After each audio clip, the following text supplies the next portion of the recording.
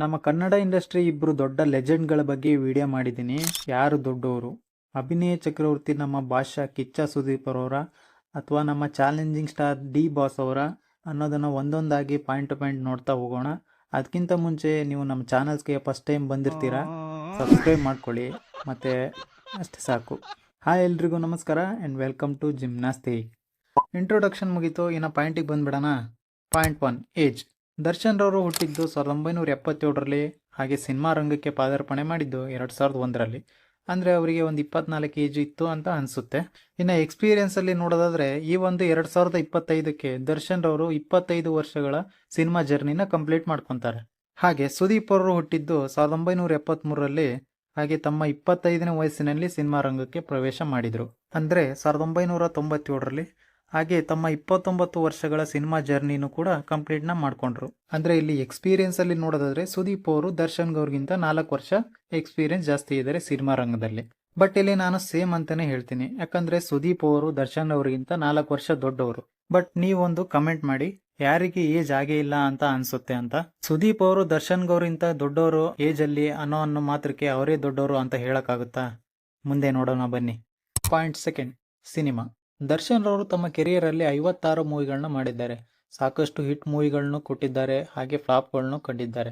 ಆದರೆ ಸುದೀಪ್ ಅವರು 46 ಮೂವಿಗಳನ್ನಷ್ಟೇ ತಮ್ಮ ಕೆರಿಯರಲ್ಲಿ ಮಾಡಿರೋದು. ಜೊತೆಗೆ ಕೆಲವೊಂದಿಷ್ಟು ಮೂವಿಗಳ ಡೈರೆಕ್ಷನ್ ಸಹ ಮಾಡಿದ್ದಾರೆ, ಪ್ರೊಡ್ಯೂಸ್ ಸಹ ಮಾಡಿದ್ದಾರೆ. ಇದರ ಜೊತೆಗೇನೆ ಬೇರೆ ಇಂಡಸ್ಟ್ರಿಯ ಮೂವಿಗಳಲ್ಲಿ ವಿಲನ್ ಕ್ಯಾರೆಕ್ಟರ್ ಹಾಗೆ ಸೈಡ್ ರೋಲ್ನಲ್ಲಿ ಸಹ ಮಾಡಿದ್ದಾರೆ. ಇಲ್ಲಿ ಕೆಲವೊಂದಿಷ್ಟು ಯಶ್ ಫ್ಯಾನ್ಸ್ಗಳು ಬರ್ತಾರೆ, ಮೂವಿಗಳನ್ನ ಜಾಸ್ತಿ ಮಾಡೋದ್ರಲ್ಲ ಇರೋದು, ಮಾಡಿರೋ ಮೂವಿಗಳಲ್ಲಿ ಎಷ್ಟು ದುಡ್ಡು ಮಾಡ್ತು ಅನ್ನೋದು ಇಂಪಾರ್ಟೆಂಟು ಅಂತ. ಇಲ್ಲಿ ನೋಡೋದಾದ್ರೆ ದರ್ಶನ್ ರವರು ಸುದೀಪ್ ಅವರಿಗಿಂತ 10 ಮೂವಿಗಳನ್ನ ಜಾಸ್ತಿ ಮಾಡಿದ್ದಾರೆ. ಇದಕ್ಕೆ ದರ್ಶನ್ ರವರೇ ಸುದೀಪ್ಗಿಂತ ದೊಡ್ಡವರು ಅಂತ ಹೇಳೋಕ್ಕಾಗುತ್ತಾ? ಮುಂದೆ ನೋಡೋಣ. Point 3, famous. ನಮ್ಮ ಗೂಗಲ್ ಅಣ್ಣನ ಒಂದ್ಸರಿ ಕೇಳಿದೆ, ದರ್ಶನ್ ರವರು ಫೇಮಸ್ಸಾ ಅಥವಾ ನಮ್ಮ ಡಿ ಬಾಸ್ ಅವರು ಫೇಮಸ್ಸಾ ಅಂತ. ಅದಕ್ಕೆ ನಮ್ಮ ಗೂಗಲ್ ಅಣ್ಣ ಹೇಳಿದ್ದು, ಸುದೀಪ್ ಅವರು ಕರ್ನಾಟಕದಲ್ಲಷ್ಟೇ ಅಲ್ಲದೆ ಬೇರೆ ಬೇರೆ ರಾಜ್ಯ, ಬೇರೆ ಬೇರೆ ಇಂಡಸ್ಟ್ರಿಗಳಲ್ಲೂ ಸಹ ಗುರುತಿಸಿಕೊಂಡಿದ್ದಾರೆ. ಹಾಗೆ ನಮ್ಮ ದರ್ಶನ್ ರವರು ಬಿಗ್ಗೆಸ್ಟ್ ಫ್ಯಾನ್ ಬೇಸ್ನ ಹೊಂದಿದ್ದಾರೆ ಕನ್ನಡ ಇಂಡಸ್ಟ್ರಿಯಲ್ಲಿ ಅಂತ ಹೇಳ್ತು. ನನ್ನ ಪ್ರಕಾರ ನೋಡೋದಾದ್ರೆ ಸುದೀಪ್ ಅವರು ನಮ್ಮ ರಾಜ್ಯದಲ್ಲಿ ಅಷ್ಟೇ ಅಲ್ಲದೆ ಬೇರೆ ಬೇರೆ ರಾಜ್ಯದಲ್ಲಿ, ಬೇರೆ ಬೇರೆ ಸ್ಪೋರ್ಟ್ಸಲ್ಲಿ, ಬೇರೆ ಬೇರೆ ರಿಯಾಲಿಟಿ ಶೋಗಳಲ್ಲಿ ತಮ್ಮನ್ನು ಗುರುತಿಸಿಕೊಂಡಿದ್ದಾರೆ. ಹಾಗೆ ನಮ್ಮ ಡಿ ಬಾಸ್ ಅವರು ತಮ್ಮ ಮ್ಯಾನರಿಸಮ್, ತಮ್ಮ ಆಟಿಟ್ಯೂಡಿಗೆ ಲಾಯಲ್ ಫ್ಯಾನ್ ಬೇಸ್ನ ಹೊಂದಿದ್ದಾರೆ ಕರ್ನಾಟಕದಲ್ಲಿ ಅಂತ ಹೇಳ್ತೀನಿ. ನಿಮಗೆ ಯಾರು ಫೇಮಸ್ಸು ಅಂತ ಅನ್ಸುತ್ತೆ ಅನ್ನೋದನ್ನ ಕಮೆಂಟ್ ಬಾಕ್ಸಲ್ಲಿ ತೋರಿಸಿ. Point 4, upcoming lines up. Darshan ರವರು ಸದ್ಯಕ್ಕೆ ಡೆವಿಲ್ ಮೂವಿನಲ್ಲಿ ಬ್ಯುಸಿಯಾಗಿದ್ದಾರೆ. ಈ ಒಂದು 2025ರಲ್ಲಿ ಮೂವಿಗಳು ಬರಲೇಬೇಕಿತ್ತು ದರ್ಶನ್ ರವರಿಗೆ, ಬಟ್ ಸಾಕಷ್ಟು ಕಾಂಟ್ರವರ್ಸಿ ಇಶ್ಯೂಗಳಿಂದ ಮೂವಿ ಬರೋದು ತಡವಾಗಿದೆ. ಇನ್ನೇನು ಮೂವಿ ಶೂಟಿಂಗ್ ಮತ್ತೆ ಡಬ್ ಕಂಪ್ಲೀಟ್ ಆಗ್ತಿದ್ದಂಗೆ ಈ ಮೂವಿ ಈ ವರ್ಷದಲ್ಲಿ ಡಿಸೆಂಬರಲ್ಲಿ ರಿಲೀಸ್ ಆಗುವ ಎಲ್ಲ ಸಾಧ್ಯತೆಗಳು ಇದೆ. ಹಾಗೆ ಅದರ ಜೊತೆಗೇನೆ ದರ್ಶನ್ ರವರು ಪ್ರೇಮ್ ಅವರ ಜೊತೆಗೆ KVN ಪ್ರೊಡಕ್ಷನ್ ಅಲ್ಲಿ ಇನ್ನೊಂದು ಮೂವಿನ ಮಾಡ್ತಾ ಇದ್ದಾರೆ. ಬಟ್ ಅದೊಂದು ಮೂವಿಯ ಟೈಟಲ್ನ ಅನೌನ್ಸ್ ಮಾಡಿಲ್ಲ, ಮುಂದೆ ಬರುವ ಕೆಲವೊಂದಿಷ್ಟು ದಿನಗಳಲ್ಲಿ ಗೊತ್ತಾಗುತ್ತೆ. ಹಾಗೆ ಅದರ ಜೊತೆಗೇನೆ ತರುಣ್ ಸುಧೀರ್ ಡೈರೆಕ್ಷನ್ ನಲ್ಲಿ ಇನ್ನೊಂದು ಮೂವಿ ಬರ್ತಾ ಇದೆ, ವೀರ ಸಿಂಧೂರ ಲಕ್ಷ್ಮಣ. ಈ ಹಿಂದೆ ತರುಣ್ ಸುಧೀರ್ ಅವರ ಜೊತೆಗೆ ಕಾಟೇರ ಮೂವಿ ಸಖತ್ತು ಇಂಡಸ್ಟ್ರಿ ಹಿಟ್ ಕೊಡ್ತು.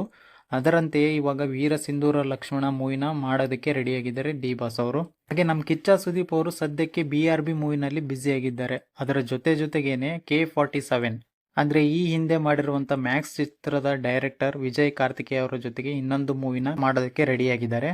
ಈ ಒಂದು K47 ಇನ್ನೇನು ಜುಲೈ 7ರಿಂದ ಶೂಟಿಂಗ್ ಸ್ಟಾರ್ಟ್ ಆಗಿದೆ. ಹಾಗೆ ಅದ್ರ ಜೊತೆಗೇನೆ ಈ ವರ್ಷದಲ್ಲಿ ಡಿಸೆಂಬರ್ನಲ್ಲಿ ಮೂವಿ ಬಿಡುಗಡೆ ಆಗುತ್ತೆ ಅಂತಾನೂ ಸಹ ಹೇಳಿದ್ದಾರೆ. ಇದರ ಜೊತೆಗೇನೆ ಬಿಗ್ ಬಾಸ್ ನ ಹೋಸ್ಟ್ ನ ಮಾಡೋದ್ರಿಂದ ರಿಟೈರ್ಮೆಂಟ್ ನ ಕೊಟ್ಟಿದ್ರು ಕಿಚ್ಚ ಸುದೀಪ್ ಅವರು. ರಿಟೈರ್ಮೆಂಟ್ ನ ವಾಪಸ್ ತಗೊಂಡಿದ್ದಾರೆ. ಈ ಬಾರಿ ಬಿಗ್ ಬಾಸ್ ನ ಹೋಸ್ಟ್ ಮಾಡೋದಕ್ಕೆ ರೆಡಿ ಆಗಿದ್ದಾರೆ ಕಿಚ್ಚ ಸುದೀಪ್ ಅವರು. BRB ಮೂವಿ 2 ಪಾರ್ಟ್ಗಳಲ್ಲಿ ಶೂಟ್ ಆಗ್ತಿರೋದ್ರಿಂದ 2026ರಲ್ಲಿ ರಿಲೀಸ್ ಮತ್ತೆ ಶೂಟಿಂಗ್ ಸ್ಟಾರ್ಟ್ ಆಗುವ ಸಾಧ್ಯತೆಗಳು ಜಾಸ್ತಿನೇ ಇದೆ.